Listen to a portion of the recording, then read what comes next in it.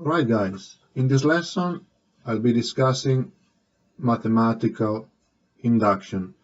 So I think the best way is to just look at one example. So let's say we want to prove the following. We have the first n natural numbers, say 1,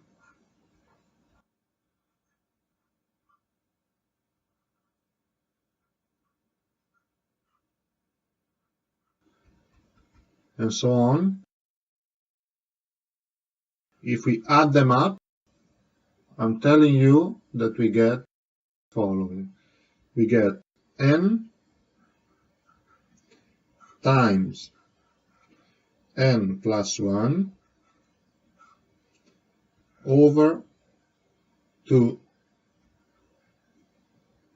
Alright, so we don't know if this is true. We want to prove that this statement is true. So how can we do it? We can use a so-called mathematical induction. So how can we do it? The first step is to prove that it's true for n equal to 1. So what you have to do, when n is equal to 1, we simply have 1,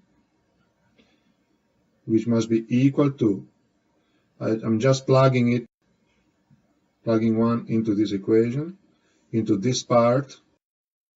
So we get 1 times 1 plus 1 over 2. Alright, which gives us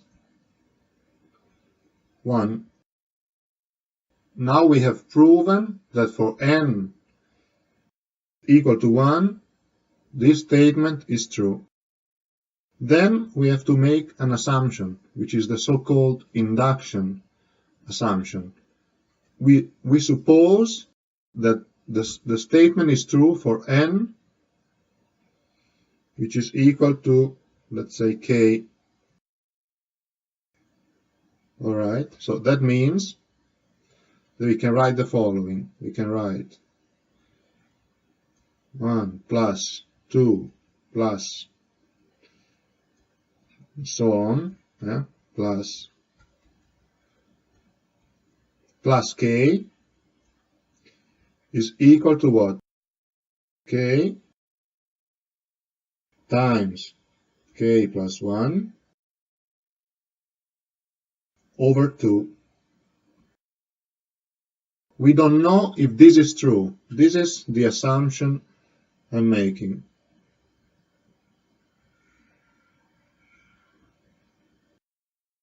So once we have made this assumption, what we have to prove? We have to prove that our statement is true for n, which is equal to k plus 1. Alright? And how do we prove it?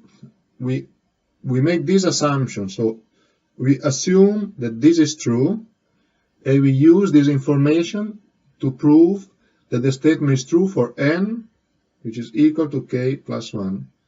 So how can we do it? We can do the following. Let's say we have again plus 3 and so on plus k. Then on this side we still have k plus 1 over 2. So here I've simply rewritten what is up here. And I've left some space because I'm going to show you what we can do.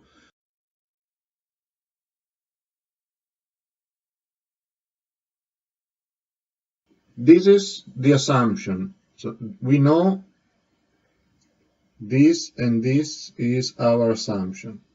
But now we want to prove it for n, which is equal to k plus 1. That means we have to add k plus 1 here.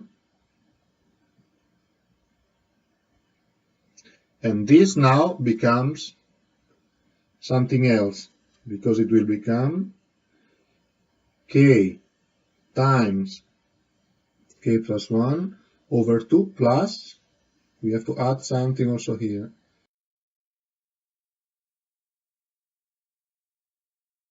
k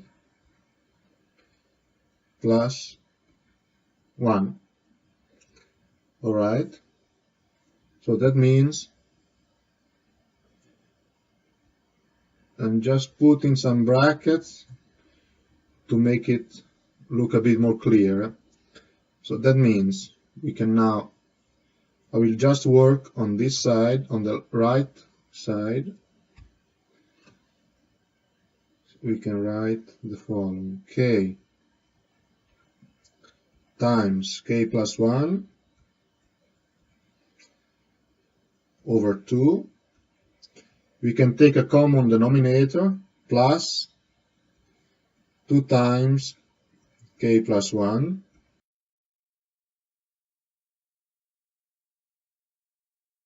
which is equal to, we can group, let's say, k plus 1 times k plus 2 over 2. Alright, and on this side we have what we have here. As you can see, this is k plus 1, k plus 2. We added k plus 1 here. And let's write down the original statement again. The original statement was that 1 plus 2 plus n is equal to n times n plus 1 over 2. So we know, now we have, okay, so this is what we wanted to prove. So what do we have here? We have, now I will rewrite this part here, so that we have 1 plus 2 plus 3 plus 4 and so on, plus k plus 1. So that means that we are adding the first k plus 1 integers, and that is equal to, we have it here, that's equal to k plus 1 times k plus 2 over 2, so which is exactly, that's the same as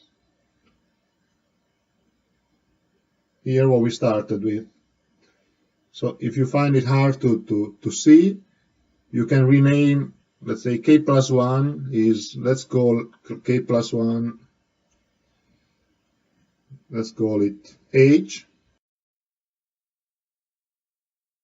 This tells us we can rewrite it as 1 plus 2 plus 3 plus 4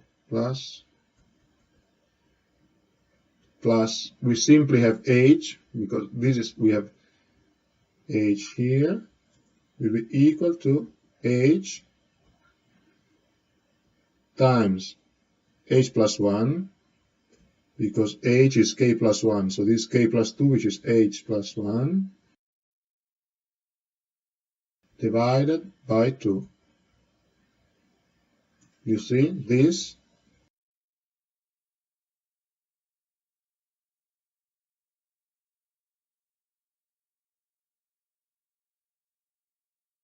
is now the same as this.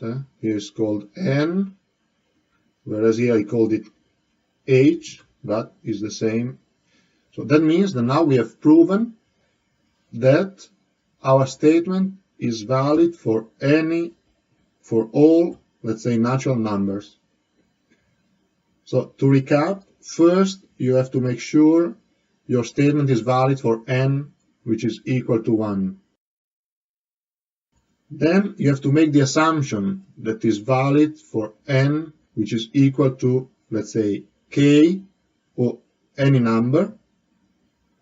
And then you use that assumption to prove that your statement is valid for n which is equal to that number, which we called k plus 1. So when you prove it for k plus 1, you use the assumption that you made that is valid for n which is equal to k. So that doesn't mean that it's necessarily true. So it means if you can prove that the statement is true for n equal to, say, k plus 1, that means that it's automatically true for every n. If it's not true, if you cannot prove it, that means that your assumption was most likely wrong. But that means you prove that your statement is not correct. All right?